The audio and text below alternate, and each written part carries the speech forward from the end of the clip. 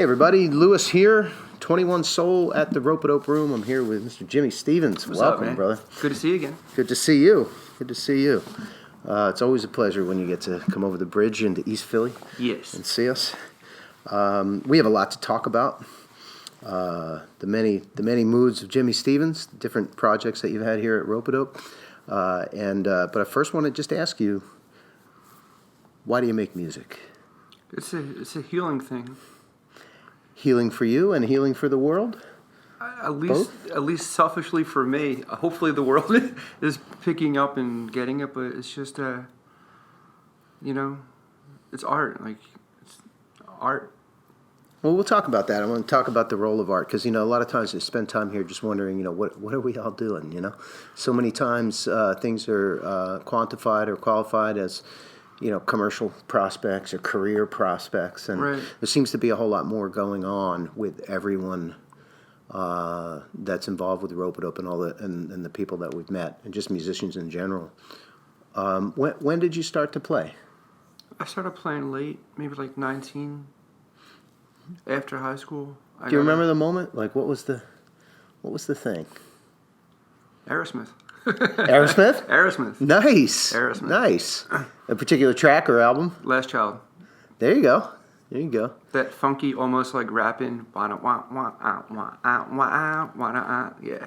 There's a few songs in my history where I remember exactly where I was when I first heard them. Like I have a full visual image of the spot, and even down to like things in the room. So Uncle Salty, Aerosmith, and that record. The first time I heard that, I was in my room, right, stories in a garage, and I remember the clock radio. Like I can see it right now. What color the room was painted. Yeah. It's really fascinating. I'm that way with Janis Joplin. Man, just first time I heard her, it was like lights out, like that. So you heard Aerosmith and you went and bought a guitar or picked somebody else's guitar up, or what happened? I just wanted to do that, because Aerosmith's a really dark band. Like they have their kitschy pop stuff, but they're a really dark band. How so? Blues? Yeah, they're just not quite Lou Reed dark because they do it more of a poppy way. But they had a top 10 song about somebody raping their daughter, and they got that message out there. Wow. You know what I mean? Wow. It's and then the daughter goes and kills him. Oh, we're going to call it Janie's Got a Gun. It's really? You made a pop song about that topic? That's fascinating. That couldn't happen today, could no, it? There's so much in their catalog, just the darkness. Like Uncle Salty was like that, and things they do like Nobody's Fault, really meaty or dark and stuff like Combination, Forgetting Your Name, and then All the Addiction and trying to it's just they're a really dark band, but they've been able to do it and capture it in a way where they'll give you a Pink, they'll give you a Love in an Elevator, they'll give you a Ragdoll. But then the other stuff, it's if you're paying attention, it's dude, these guys are heavy, man. Right. Well, I guess you got to round out the show if you want to take it on the road, right? Yep. Everybody's got to leave with some positive feeling. It's fascinating. A lot of times the older cats in rock and roll get a bad rap for quote copying the blues or appropriating, right? Yeah. But here we are 30, 40 years later, and at least they were doing it. They had the sense of what the blues were, and they were writing songs about their own experiences. Yeah. Which is really where you are, isn't it? Maybe to an extent. I'm not a fan. I've never been a Stones fan. I liked them. I liked the Stones when they had when Brian Jones was with them, because they were a blues band then. And when and when the Grateful Dead had Pigpen, they were more of a blues band then, a blues jam band. Yeah. Then those guys passed on, and you can tell that the bands took different avenues after that. But as far as the appropriation thing, and I don't know, I don't care. I'll just call stuff as I see it. Mm-hmm. I think Joe Bonamassa is horrible. He's just all shticked. And how are you doing that music today with a 6 or 12 piece band doing that, and it's all white people? You don't go outside your house. Really, dude? Well, maybe not the neighborhood. You're doing this music, and you have. And he's just ripping off Clapton licks, and Clapton was ripping off Buddy Guy licks, so he's third generation rip-off artist. That's appropriation. Yeah. I'm not big on that term. Clapton's in it. That's a delicate subject, right? Yeah. I was always a big fan of Eric Clapton's, and then I started to realize when I was listening to Jesse Winchester and J.J. Cale, I mean, not Jesse Winchester. Yeah. And I was like, wow, this sounds remarkably just like a bad version of J.J. Cale. You know? And the Derek and the Dominoes record, like that's like you're not going to. I mean, that and Blow by Blow are arguably like the two most melodic guitar records. Just ridiculous. And Clapton and Duane Allman in those tracks wasn't even fair. So how is it? So give me an idea of the time that you're growing up, and how is it that you got to rock and roll? Because you were growing up in the '80s, yeah. Yeah. Yeah. So I mean, I mean, literally, you have older brothers? No, I mean, I literally found Aerosmith, and then I found everything through Aerosmith. You tracked it backwards. Yeah. Brilliant. And because there was a live recording that I had on cassette, and somebody had given it to me, and I guess it was an Aerosmith show from the '80s or something, or maybe 1990, from the Spectrum. And like in those days, it wasn't like everything. There was no internet. So, like, somebody gave me a cassette of the show. I remember the cassette days. And there was a song that Joe Perry played and sang, and I was like bugging out. I'm like, what is this glorious, beautiful thing? Like, what is it? It was Red House. I had no idea what Red House was, so I found Jimi Hendrix through Aerosmith. Wow. And then I found Sly and the Family Stone through Aerosmith. So I found, and that really, and then obviously I found John Lee Hooker. Because like around that time, one of the first releases that re-releases that Eddie Kramer put out was the Jimi Hendrix Blues record, where he was doing like all those different songs, and I heard Red House is on that. Yeah. Right. Yeah. And then I went back, and then I found. So I was still a teenager, but that's how I found Leighton Hopkins and John Lee Hooker, and my buddy I was living with, he had a Janis Joplin tape, and he gave it, and I traded him for like an old harmonica cassette. With Carrie Branch, James Cotton, and somebody else. And I traded them for the Janis Joplin tape. And just like the first three notes of Try, I was like, oh, what primal pain. Like to hear that much pain just coming through somebody's voice. Yeah. It just man, nobody should want to do that. You shouldn't go out there and want to sing like Janis Joplin. Nobody should want to feel that. But isn't there? I mean, it's funny. You talk about healing with art, right? There's a sense of healing in hearing someone else express their pain. Yeah. There's also a sense of healing in taking the pain and making it into something beautiful. And a lot of the old blues cats were singing. The lyrics might have been dark, but in general, there was a positive vibe to a lot of the stuff. Yeah. But so there's two paths, right? There's one, express the pain directly, and another is turn it into something beautiful. Yeah. You kind of do both of those in some of your music, especially when it comes around to the gospel side. And I want to hear how did you come to that? Because there's some on Philosophiola's Soul. There's some songs that seem like pretty heavily gospel inspired. Yeah. Yeah. At least they're the ones that I'm. Yeah. I mean, I think it just goes back to that, because you find Janis, and then what do you find when you find Janis? You find Etta James, because Etta James wrote Tell Mama. So you find Etta through Janis, and then all of Etta James's catalog with Going Down by the River and all her old gospel stuff, and then you find Janis and you find Etta. Well, the third queen is Aretha, so it just went, and then all of her gospel stuff and the way that they had done it, and then even And then, weird to go back to it, even Aerosmith did a slide version of Jesus on the Main Line on one of their records. Really? And then, and at that point, I hadn't heard other versions, maybe a couple, but everything I heard was like really, really like the country, folky Jesus on the Main Line. You know what I mean? Like Mississippi John Hurt kind of style? Yeah. Like the finger-picking country blues? Like that. Yeah, exactly. And then when I heard it, I'm like, oh no, I got to totally flip this. So when I did my version of it, I mean, I heard other versions after that were like, I guess in the same vein that mine was, but I didn't know that at that time. I was like, no, we got to flip it the way, So accurately, I mean, I think it's accurate to say that you're a student of history. Yes. Musically, and that, you're harkening back to a time which I mean I assume it's still there for some people, and I don't hear as much of it. It's not in the mainstream as much, where you're basically trying to get the essence of the spirit of the music and the people that came before, but express it in your way. I mean, stylistically, I mean, there's only 12 notes. You know, 12 notes in the human condition. There's 12 notes, right? right? I mean, that's what line? you have. I mean, Yeah. you know, everything that can be played has been played by somebody at some point in the history of the world. So I mean, it's there. It's just how you present. Like, I think it's just like how you present it and the message you're putting behind it. You know, you can go out there and you can do whatever garbage slop isms are dominating the airwaves right now, or you can go and you can put it in what Ben Harper's doing or Robert Randolph's doing, and you can still address things in a tasteful way and get your point across without being preachy, divisive, or without going on a vulgarity-ridden tirade during a song. Well, you know, and there's a way to be able to do it. I mean, look at Poor Girl, like that. I wrote that in 2001.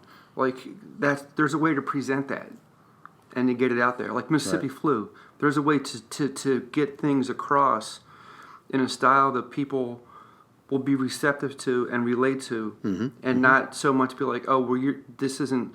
It's as original as you're going to get, and it's real life historical documentation from my own eyes, from your perspective. So that's not, and going back to that current blues guy, like, what is he doing?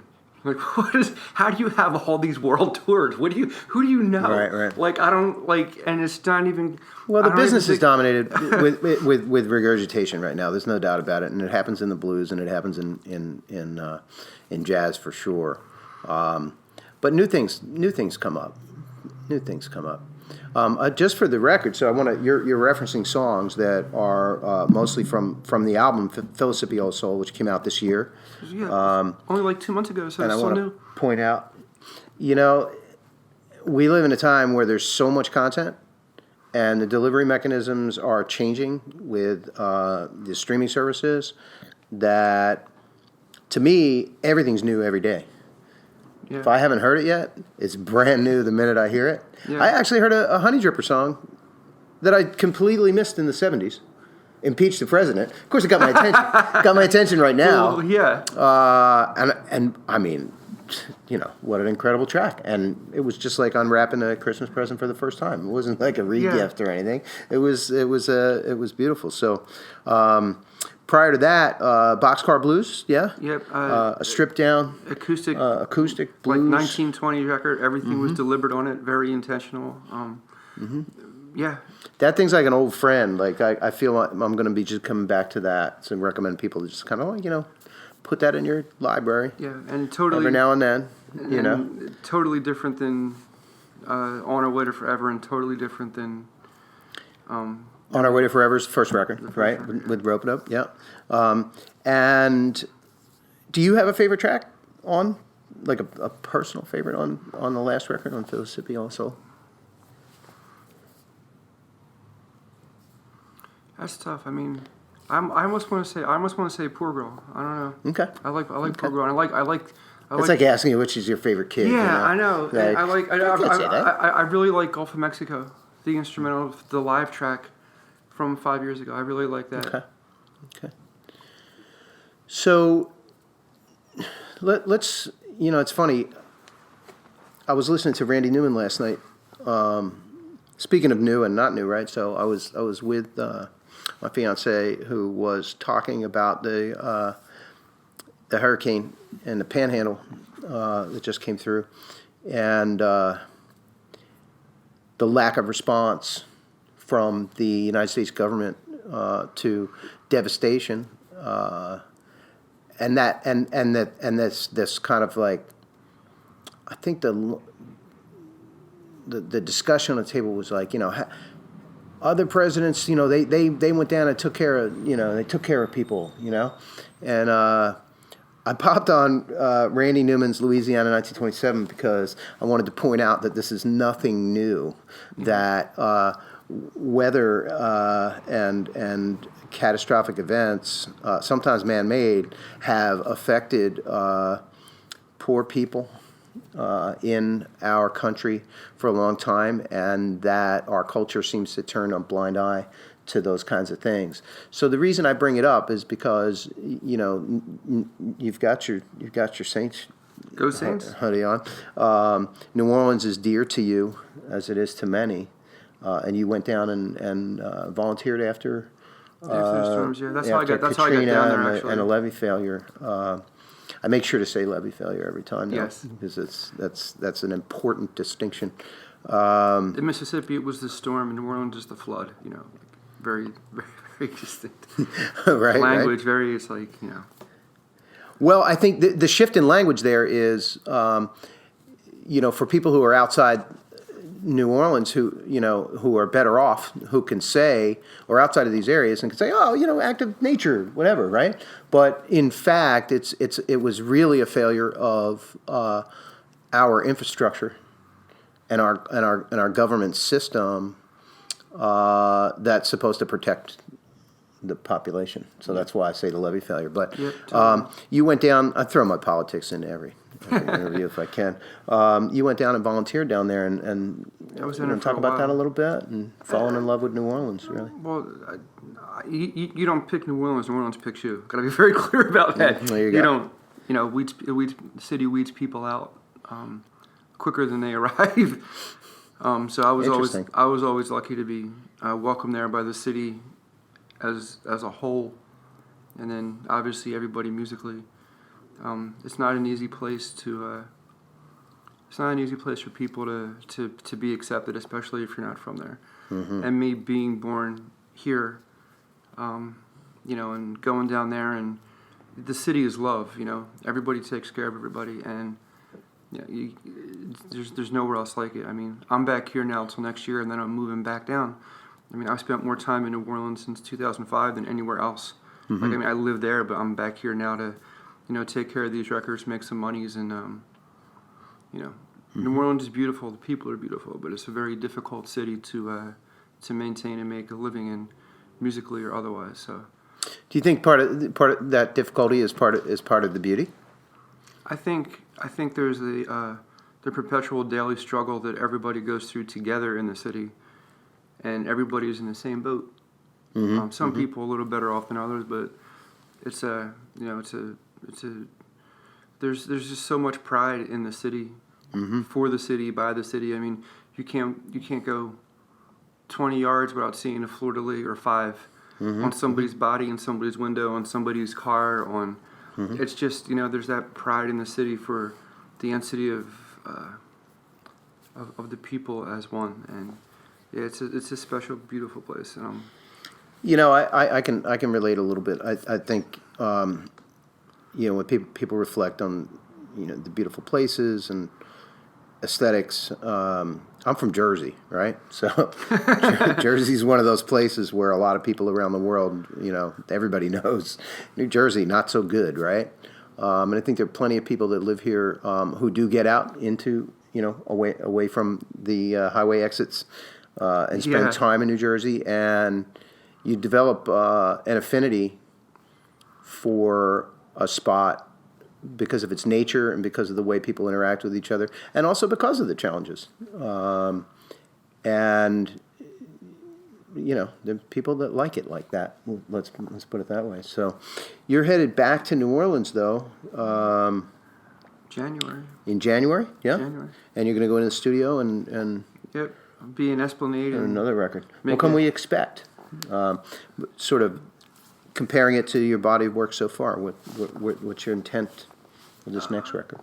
Just to go and make a record with my friends in New Orleans. I've done 3 up here and finally had the opportunity to play with, get everybody in a room who's home during that 1 week a year to people who are actually home at the same time. right, because they're not traveling. Yeah. Mm-hmm. So, I'm looking forward to it. It'll be, I guess the first 2 records are like 90% originals, and there's some traditionals in there, and then, the token Ben Harper covers on each record. I like or it. flips. The token, I don't really cover, I like flip, Uh-huh. So, it'd be 10 or 11 songs, maybe.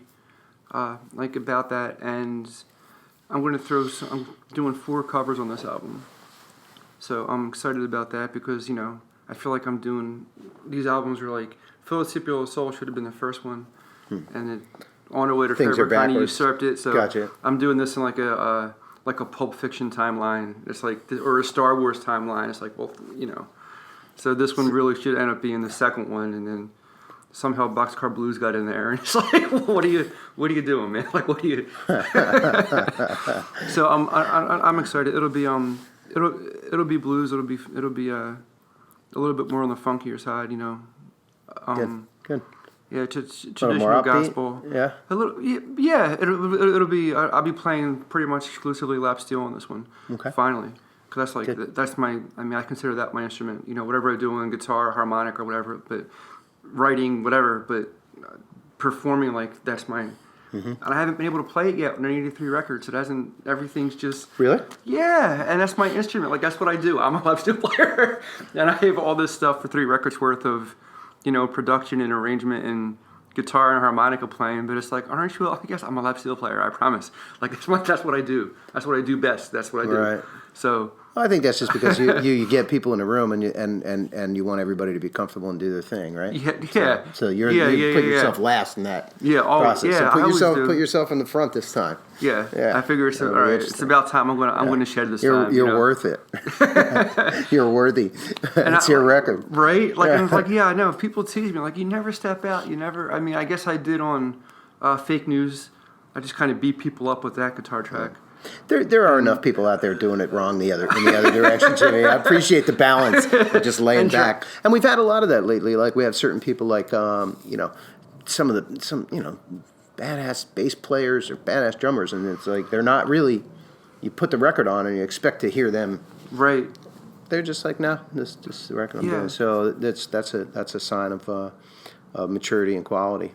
Well, I'm looking forward to it. I want to remind people at the end of this that there are 3 records from Jim Stevens available on all major services. But most importantly, if you go to Bandcamp, you can find everything in one place, stream it, and support.